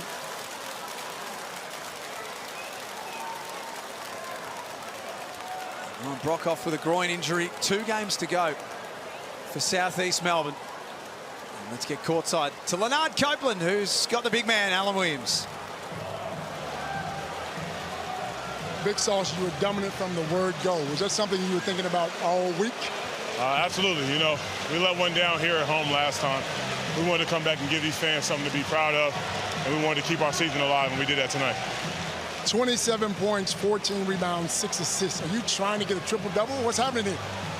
No, not really. Ball found me in the right places, and I was able to find my teammates in the right places. Just a testament to how hard we work on a daily basis and how great our fan system is. What's next for you guys? How do you prepare for the next game? Hopefully a day off. Get some rest and recovery, and then get ready for another game here at home against Cairns coming up. Good luck, big fellow. Appreciate it. What a game. What a game from Alan Williams. He's our Foot Locker player of the game. His stat line speaks for itself. He was just a monumental figure in the paint. We did, and he got it a lot early on from plays like this. A lot of energy on the offensive boards, and then they really made a target of him, dominating around the basket, and take nothing away from Alan Williams, but some of that defense that the Perth Wildcats were trying to execute really played into his strengths, and he dominated. He bullied him down low. Have a look at that stat line. 13 of 18, and most of those around the basket. 14 boards, and let's not forget about the 6 helpers. That's very nice work. Massive performance from Williams, but geez, that's the big concern for the Phoenix. Ryan Brockhoff, look how dejected he is. Dame Pinot having some words of comfort. Gary Brown himself was outstanding. He had a huge influence as well, but Brockhoff set up the win with his 3-point marksmanship, and I'll get scans tomorrow, no doubt, and the fallout from that is going to be crucially important for the Phoenix moving forward. That's win number 14 of the season. As we said earlier, we think that 15, maybe even 16 is the number that you'll need to get to the playoffs. They've got Cairns on Wednesday back here at the State Basketball Centre, and then Sydney next Sunday in Sydney, and no games in the final round, so their fate is very much in their own hands now. It is, and with a team like Sydney as well, I'm sure they're going to be playing out the season, but they might be in a situation where they've locked up that top spot in that last game. You know, how intense that they'll be in that one may work in Phoenix's favour as well, but you look at it there, you see the Sydney Kings just dominating the competition, 17-6, and they are clearly the team to beat. And down where it gets interesting is the 2 Melbourne teams.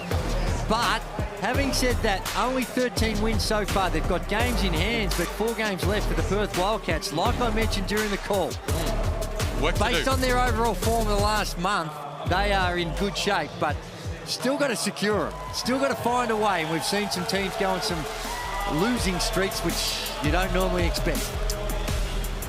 We are going to come back and wrap it up with Copes and Halls on the other side of this. They'll be chatting to Mitch Creek on a big day for the South East Melbourne Phoenix. Winners at the State Basketball Centre, 112-91 on Sunday Hoops.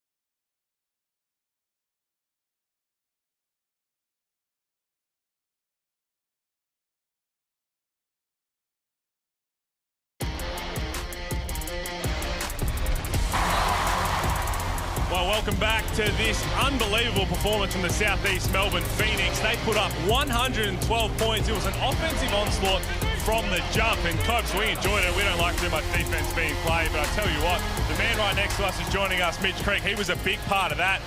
Foot Locker player of the game. Could have been you, but it was the big fella, Alan Williams. What a performance he put in. You must be impressed with that. Yeah, I mean, you know, Sauce is just such a powerhouse down there. He's got touch with both hands. He finds everyone really well.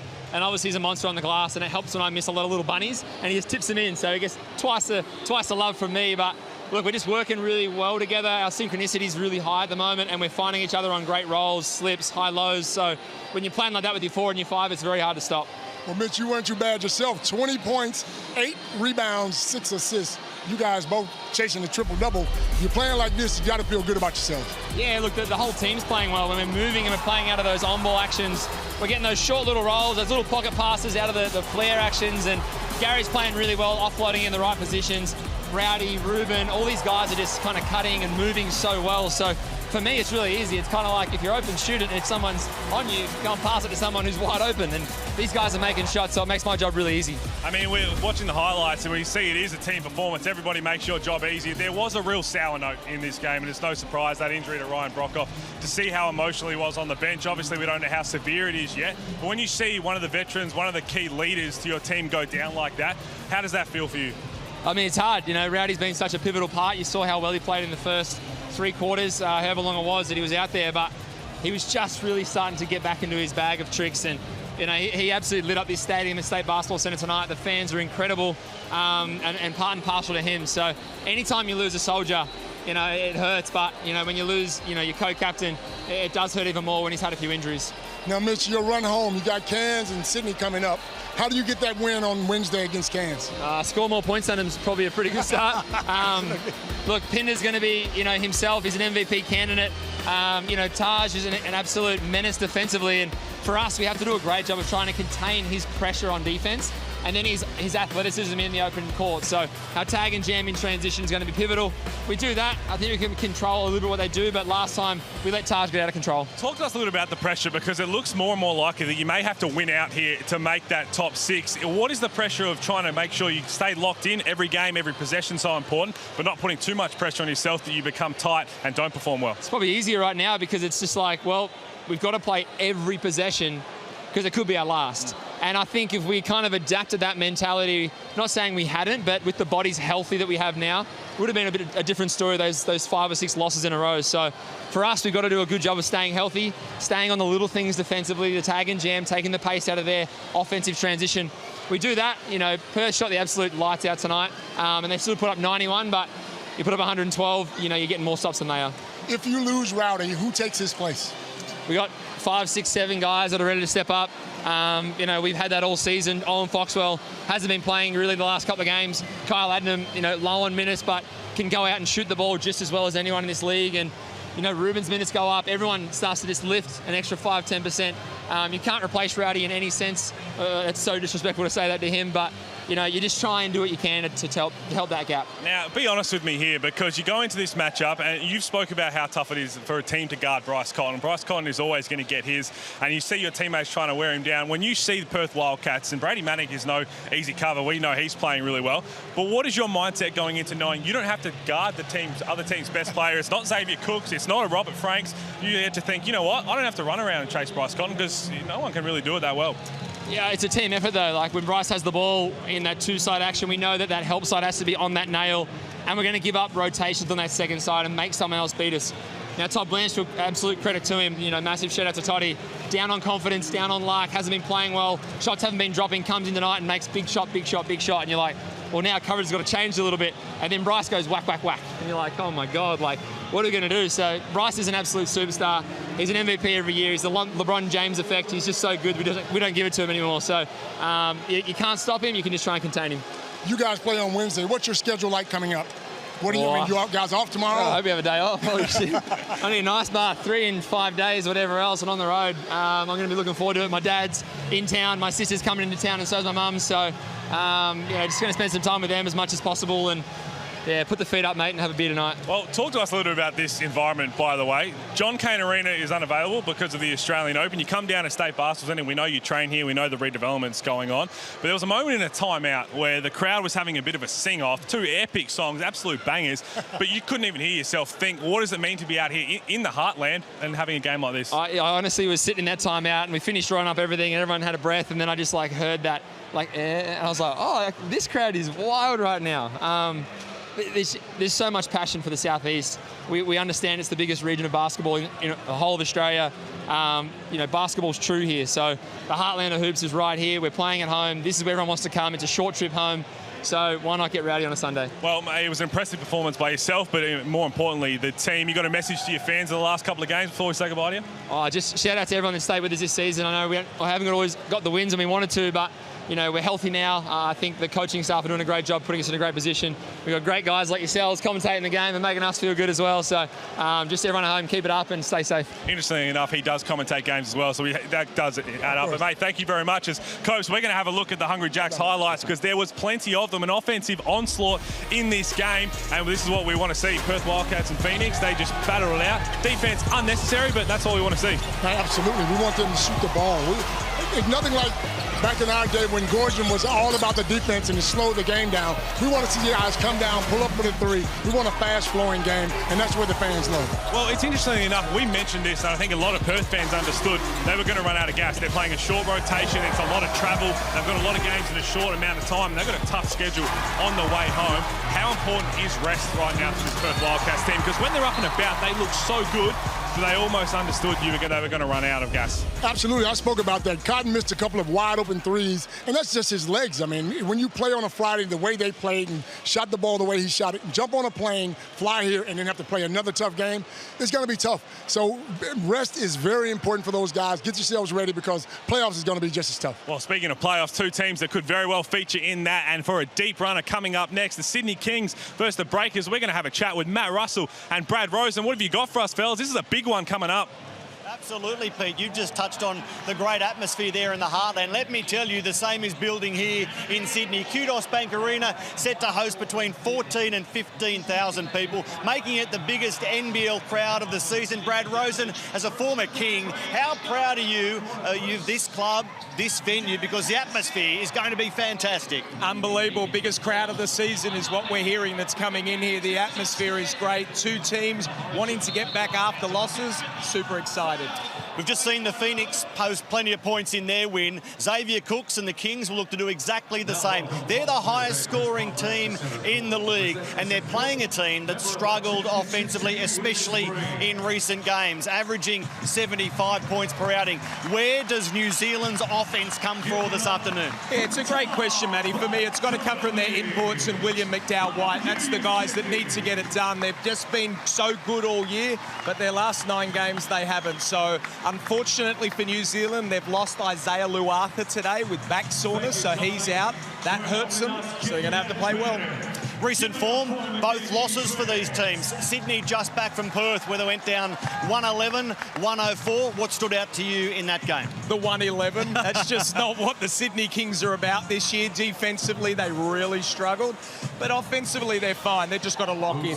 And as for New Zealand, they were beaten by that half-court buzzer beater that came from bottom-placed Illawarra's Tyler Harvey, a remarkable match winner, which means that Derek Pardon and his teammates are now on a 4-game skid. For so long this season, they look like a lock for the top 2. Now, they're no guarantee to make the postseason. Yeah, and if you don't get there, you shouldn't be there, because they haven't played well enough the last few weeks, and that's as simple as it is. They shouldn't have been in that position where Tyler Harvey can shoot that Steph Curry 3 to win it. But tonight, I'm expecting him to bulk up and be ready. Now, you're about to be inducted into the Kings Ring of Honour, so I think I know the answer to this. Who's going to win this game? Well, shock horror. Let's go with the Sydney Kings. As we go back to Pete and Leonard, we'll take your heartland and match it with Kudos Bank Arena. Well, it's going to be a great one. That crowd expected in Sydney is going to be unbelievable, much like it was here at the State Basketball Centre. But, Copes, I'm glad you've brushed the fans off. You probably got more fans wanting a photo than Mitch Creek. Ryan Broekhoff, how much does it hurt them? It's definitely going to hurt them. When a guy can score that many points, shoot the ball the way he shoots it, he's a veteran. He's a leader on the floor and off the floor. They're going to miss him. And I don't care who you put in to replace him. No one can shoot the ball like he does. So hopefully, he gets better quicker and, he's ready to go. Yeah, you can see the emotions there, so I'm not sure how much we'll see of Ryan Broekhoff going forward, but I think it's his leadership they're going to really miss out on. They've got other guys to step up, but every game is absolutely so important, and this has been fun. This State Basketball Centre getting out and playing in a different environment, that's exactly what we're going to go through, but don't go anywhere. Game 1 of the Sunday doubleheader is done and dusted. We're going to Kudos Bank Arena. Can the Breakers end their skid? Are Sydney trying to bounce back? We're about to find out. Let's head to Sydney.